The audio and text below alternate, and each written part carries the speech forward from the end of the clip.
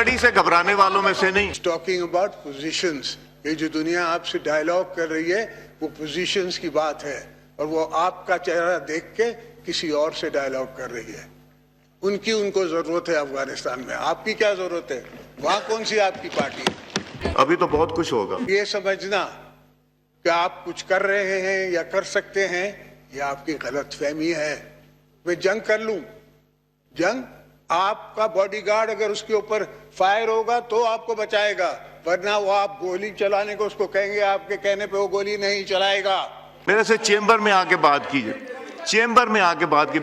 सिंध ने और बांग्लादेश ने पाकिस्तान बनाया है, आपने तो बनाया नहीं। आप तो माइग्रेशन करके आए हैं, आप तो सिर्फ वहां से भगाए गए और आप भाग के आके यहाँ आपने पनाह ली।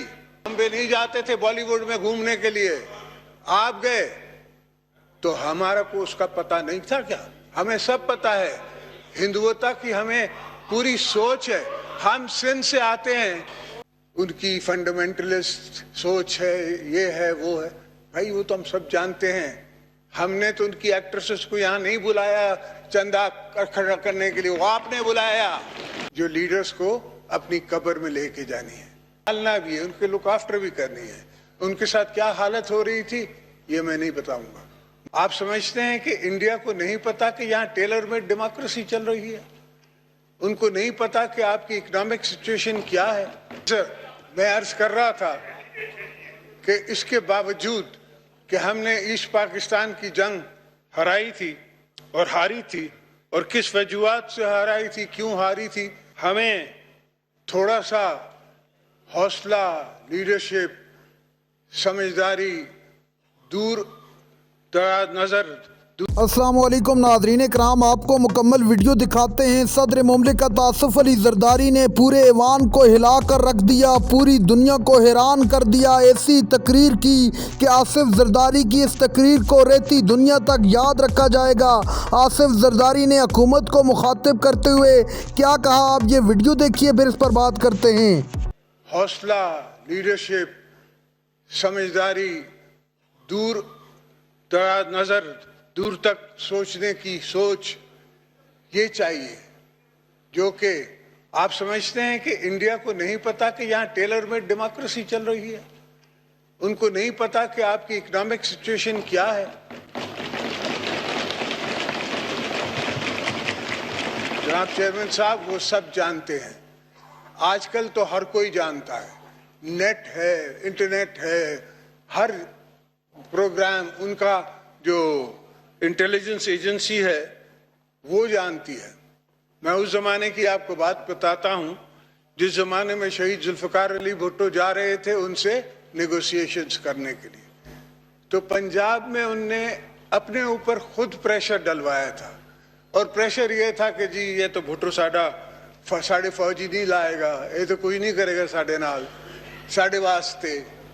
तो इंदिरा जैसी ज़हीन लीडर, उसके पास इंफॉर्मेशन ये थी, इंदिरा पे को इंटेलिजेंस इंफॉर्मेशन ये थी कि भुट्टो साहब पे इतना प्रेशर है कि ये सवाए सोल्जर्स के और कुछ नहीं मांग सकता। वहां जब भुट्टो साहब गए, उनकी नेगोशिएशंस हुई, तो इंदिरा ने कहा कि या सोल्जर्स ले लें या जमीन ले लें। भुट्टो साहब ने कहा मुझे जमीन दे दें। इंडिया की उस वक्त ये हालत नहीं थी जो आज इकोनॉमिकल उनकी उड़ान है कि वो 90,000 फौजियों को रख के और पाल सकती थी, बिकॉज जिनेवा कन्वेंशन के हिसाब से उन्हें संभालना भी है, उनके लुक आफ्टर भी करनी है। उनके साथ क्या हालत हो रही थी ये मैं नहीं बताऊंगा, मुझे पता है, मगर ऐसी चीजें बीबी साहबा कहती थी कि कुछ ऐसी चीजें हैं जो लीडर्स को अपनी कब्र में लेके जानी है, तो वो बातें मैं नहीं बताऊंगा।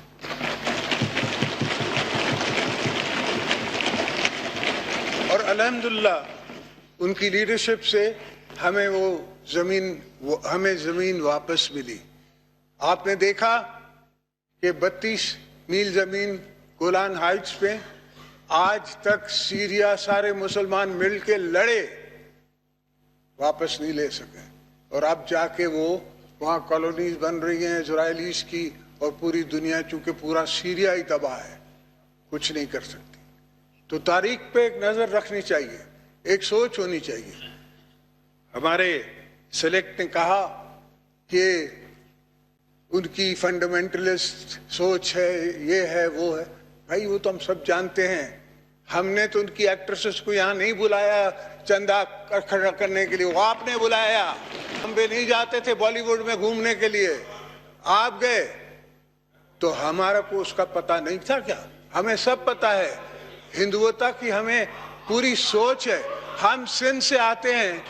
सिंध ने और बांग्लादेश ने पाकिस्तान बनाया है, आपने तो बनाया नहीं। आप तो माइग्रेशन करके आए हैं। आप तो सिर्फ वहां से भगाए गए और आप भाग के आके यहाँ आपने पनाह ली। तो खैर है, हमने आपको पनाह दी और हमारी आंखों पे हम आपको वेलकम करते हैं। आप रहें यहाँ, आपका हक है। हमने पाकिस्तान इसलिए बनाया कि सब मुसलमान यहाँ रह सके, उसमें हमें कोई इतराज नहीं। मगर ये समझना कि आप कुछ कर रहे हैं या कर सकते हैं, ये आपकी गलतफहमी है। मैं जंग कर लूं, जंग आपका बॉडीगार्ड अगर उसके ऊपर फायर होगा तो आपको बचाएगा, वरना वो आप गोली चलाने को उसको कहेंगे, आपके कहने पे वो गोली नहीं चलाएगा। मैं आपको बता दे रहा हूं, ये आपकी पोजीशन है और ये पूरी दुनिया को पता है। दुनिया इज टॉकिंग अबाउट पोजीशंस। ये जो दुनिया आपसे डायलॉग कर रही है वो पोजीशंस की बात है, और वो आपका चेहरा देख के किसी और से डायलॉग कर रही है। उनको जरूरत है अफगानिस्तान में, आपकी क्या जरूरत है? वहां कौन सी आपकी पार्टी है? मैं ज्यादा उनकी मुखालफत नहीं करना चाहता, इसलिए कि ये पाकिस्तान का दिन है। ये पाकिस्तान के ऊपर एक जुल्म हुआ है, हमारे कश्मीरी भाइयों पे जुल्म हुआ है। हमें कश्मीर के साथ सॉलिडारिटी दिखानी है, हमने उनके साथ खड़ा होना है। मुझे पता है कि ये मेरी आवाज कश्मीर तक पहुंच रही है और कश्मीरी सुन रहे हैं। वो बहुत शौक लोग हैं, बाशौक लोग हैं, वो पॉलिटिकली अलाइव हैं। वो हर चीज, मैंने उनसे मुलाकातें की हैं, यहाँ भी की हैं, दुबई में की हैं, हर जगह मैं उनसे मिला हूँ। ये मुझ पे एतराज करते हैं कि रोज दुबई जाता था, रोज अबू धाबी जाता था, रोज चाइना जाता था। ये पूछते हैं कि मैं क्या करूं? खुदा ना खास्ता अगर मेरे वॉच पे ये होता तो मेरी पहली फ्लाइट होती अबू धाबी, सेकंड फ्लाइट होती मेरी चाइना। और